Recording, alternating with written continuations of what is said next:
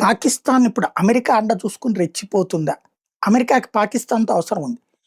ముస్లిం దేశమైనటువంటి Iran మీద దెబ్బ కొట్టేటప్పుడు మరొక ముస్లిం దేశమైన పాకిస్తాన్‌ని తన కవచంగా వాడుకుంటుందది.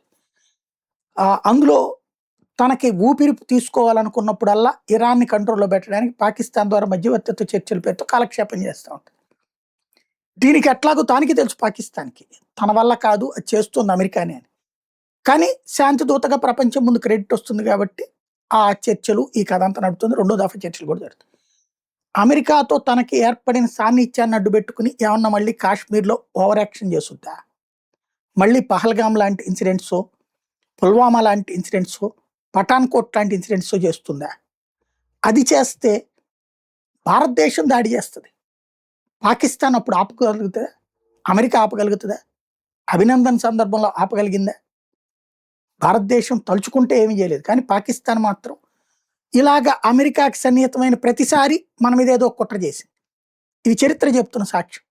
కాబట్టి అప్రమత్తంగా ఉండాలి మనం.